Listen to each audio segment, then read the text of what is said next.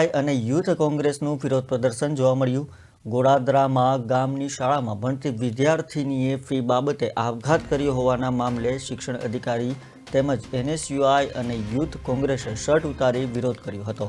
તેમણે કહ્યું કે દીકરીને તો અધિકારી ન બનાવી શક્યા, પરંતુ અમે અમારી ઇજ્જત તમને આપીએ છીએ, પણ જવાબદારો સામે કાર્યવાહી કરો તેવી રજૂઆત કરી હતી. વિરોધ કરી રહેલા એનએસયુઆઈ અને યુથ કોંગ્રેસના કાર્યકર્તાઓ સાથે પોલીસનું ઘર્ષણ જોવા મળ્યું હતું.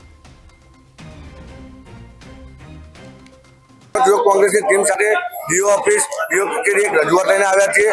ગોળાદરાની અંદર એક આદર્શ પબ્લિક સ્કૂલ નામની જે સંસ્થા ચાલે છે, આ સંસ્થાની અંદર 8મા ધોરણમાં ભણતી વિદ્યાર્થીને એક સામાન્ય ફી બાબતે ત્રાસ આપીને એનો જે જીવ ગુમાવ્યો છે એના ન્યાય માટે આવ્યા છીએ.